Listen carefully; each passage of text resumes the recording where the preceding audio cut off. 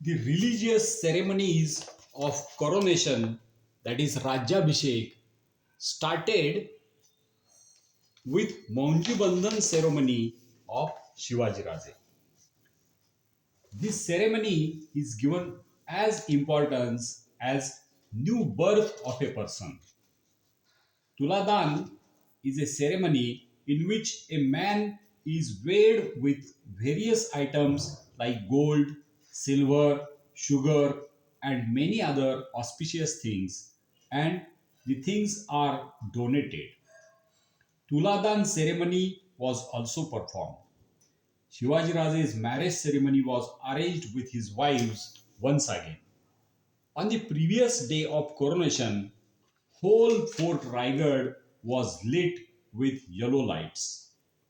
Everywhere one could see lamps and saffron flags.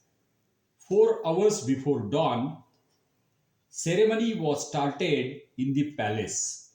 Shivaji Raje, Maharani Soirabai, and Sambhaji Raje were sitting on gold seats. Hymns of Vedas were being sung. The auspicious water of rivers from all over Bharat and also many other sacred places, oceans, was collected in gold pots. Shivaji Raje's ministers were standing around him holding gold pots of milk, water, ghee, etc. With the singing of Vedic hymns, they poured these auspicious items onto Shivaji Raje's head and also on Sambhaji Raje's and Soirabai's.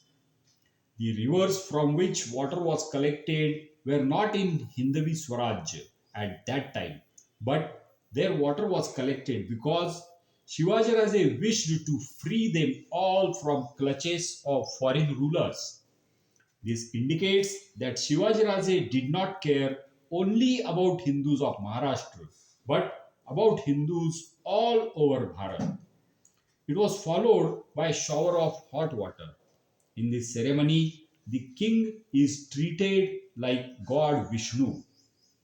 This ceremony was complete and Shivaji Raje started preparation of next ceremony in which he would be given the name Chhatrapati, that is one over whose head gold umbrella of kingship is held with respect. He wore new clothes and ornaments. He performed puja of all his weapons and wore sword, bow, and arrows. He paid respect to Gaga Bhatt, Brahmins taking care of gods in his home, Rajmata Jizabai, and other elder respectable persons. He then ceremoniously moved to the main hall where next program of Chhatra Dharan was going to take place. Front entry of the big hall was towards east. Two decorated elephants and two decorated horses were standing there. All over the hall, costly, beautiful curtains were furling. Hall was decorated with flowers. Representatives of various cities, states, and vessels were waiting with gifts in the hall. There was a rectangular wide podium at other end of the hall. On the podium, there was another small podium where king's golden lion throne made of huge gold was kept. It was decorated with precious jewels, pearls, etc. Complete hall was properly lit and looking yellowish. Saffron flags were indicating that this hall and this kingdom belong to Hindus. Shivaji Raje entered the hall gracefully along with Maharani Soirabai and Sambhaji Raje. He was greeted by all present in the hall. Then he moved to the throne. He first bowed in front of the throne, paid his respect, and then, without touching the throne with legs, he mounted on the throne. Gaga Bhatt now ceremoniously held the decorated gold umbrella over his head. Everybody present in the hall started shouting the slogan with pride and happiness. Chhatrapati Shivaji Maharaj ki Jai, Hindu Dharma ki Jai. Now, 16 auspicious women and 16 girls came forward to conduct holy auction with lamps. When they conducted this act of auction, Shivaji Raje gifted them clothes and gold ornaments. Now, important persons in the hall started coming forward one by one, saluting Shivaji Maharaj and submitting gifts to him. This was started by Prime Minister Moropant Pingle by pouring plateful gold coins over Shivaji Raje's head. All these coins were later donated. Shivaji Raje gave return gifts to every dignitary who came forward to salute him and offer gift. After the ceremony of gifting and return gifting, Shivaji Raje rised from the throne and came out through the front door of hall. He mounted on the decorated horse and then on a decorated elephant. The procession led to every temple on the fort. All the roads of procession were decorated with flowers and rangoli. Citizens were standing on both sides of the road conducting holy auction with lamps and pouring flowers on Shivaji Maharaj's cavalcade. They were singing songs joyfully and offering blessings and praying to the gods for Shivaji Raje's victory and well being. When the procession went to all the temples and puja was performed at every temple, Shivaji Raje came back to his palace. He gave gifts to his queens and then had lunch with his family members. Then he proceeded to his mother's palace. There he offered clothes and ornaments and spent lot of time discussing many issues with her. She was the happiest person on the earth on that day. She had seen a dream, nurtured her son to fulfill the dream, and finally the dream had come true. For Shivaji Raje, the day was very important. Many people were eager to meet him, but his priority was meeting his own mother. He spent a good time with mother, and when Jizamata was satisfied, he left her palace. On the occasion of coronation, he started a new calendar called Shiva Shaka. This indicated start of a new era. At that time, all government work was being carried in Persian language. He created a new dictionary of Sanskrit words to be used in governance. The flag of his Swaraj was saffron, that is Bhagwa. It was same as Sri Ram's and Sri Krishna's flags. Thus he showed continuity of Hindu Dharma from Sri Ram Raja to Sri Krishna and to Shivaji Raje. He had 8 ministers, which were all Hindus, and 6 of them were having responsibility of fighting wars along with other responsibilities. Thus, he indicated that all Hindus must have capacity and skills of war. Shivaji Raje spent 50 lakh rupees on this ceremony. Instead of extracting levy or taxes from people, he decided to attack enemy area to collect this amount. Thus, the coronation of Shivaji Raje became important event in revival of Hindu Dharma in Bharat. All Muslim sultanates and badshahs came to know that the Hindu race is not yet finished. Hindus were still alive.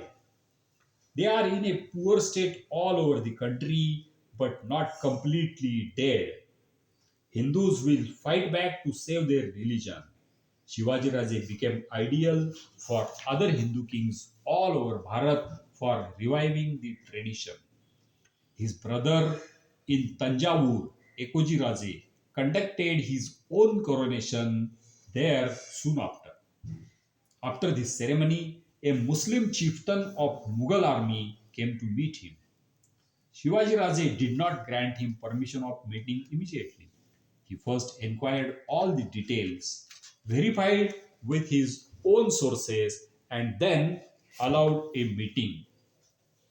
Who was this person? He was his own chief of army at one time. His name was Netoji Palkar. He had a dispute with Shivaji Raje, left Hinduvi Swaraj, and joined Adil Shahi. Then he joined Mughal Sultanate. There, Aurangzeb converted him to Islam forcefully and changed his name to Muhammad Quli Khan. Aurangzeb brought his wives from Maharashtra and asked them to convert to Islam. Wives were not ready to relinquish Hindu Dharma, but Muinuddin Aurangzeb told them that if they do not convert, then he will arrange marriage of Netoji, that is now Muhammad Quli Khan, to other Muslim women, and they will no more be his wives.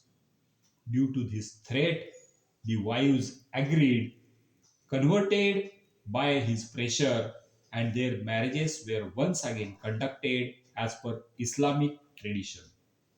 Quli Khan was sent to Kabul for war.